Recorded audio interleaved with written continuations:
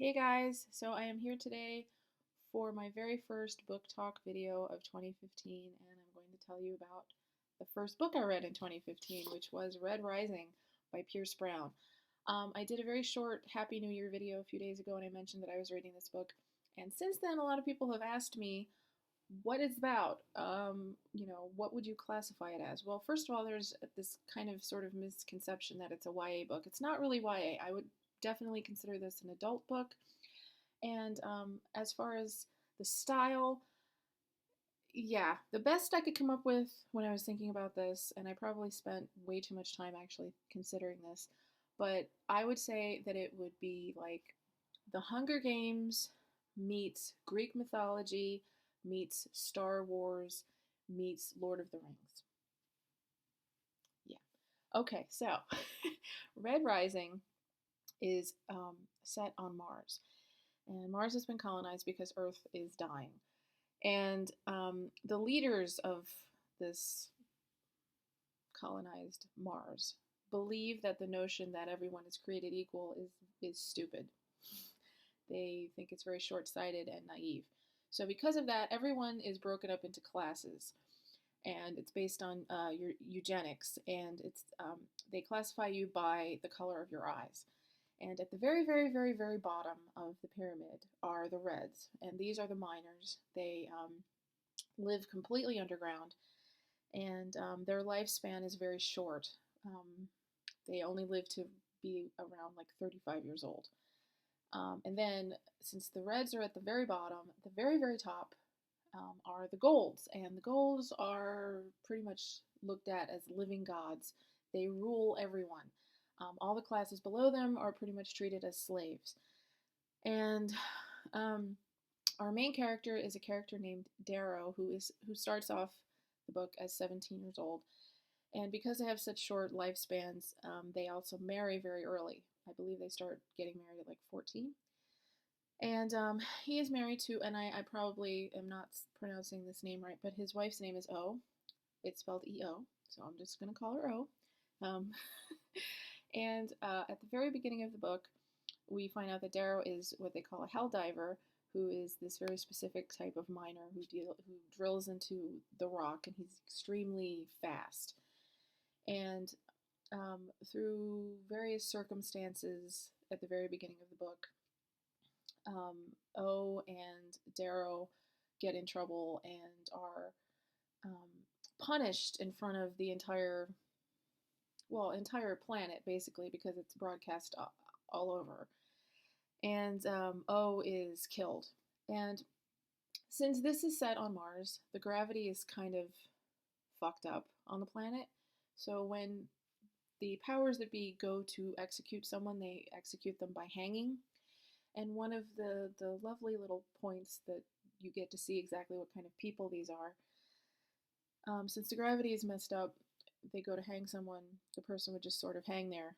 So they have one of the prisoners' family members come up and pull their feet. So actually, they're not responsible for killing the prisoner. Their family member is. How messed up is that? That's freaking twisted, man. That's very twisted.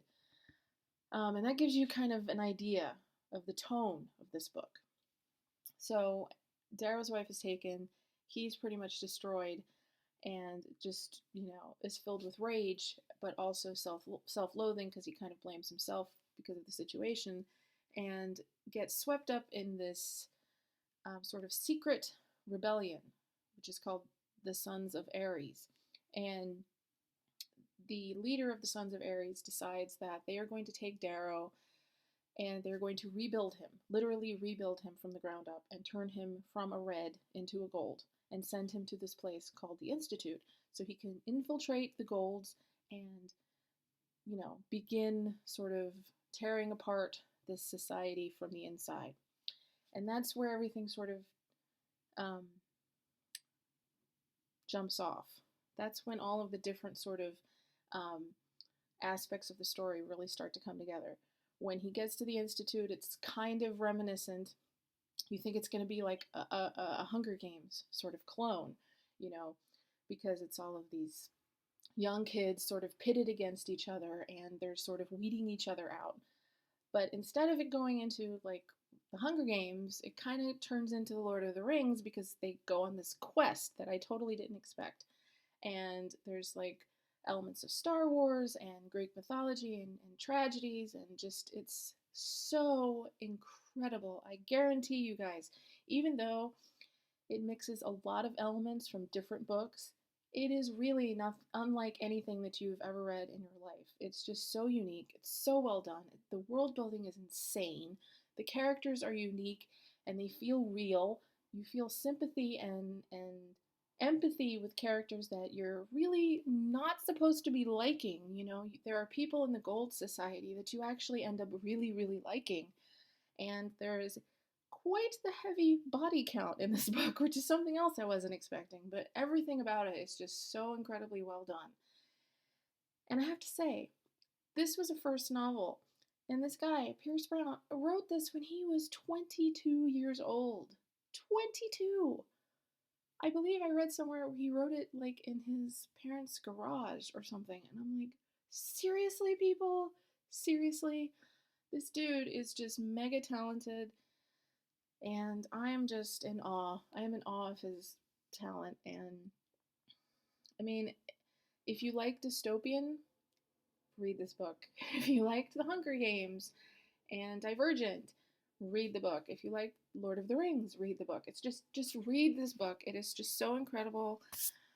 Everyone that I know who has actually sat down and read this book, even if they don't even like YA or dark fiction, if all they read is romance, everybody who has read this book has loved it. I do not know one person who has started this book and did not fly through it because it was so amazing.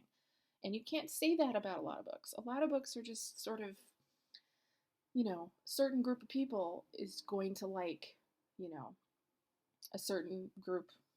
Ugh, I don't even know what I'm trying to say. I'm getting myself all like flustered here because, you know.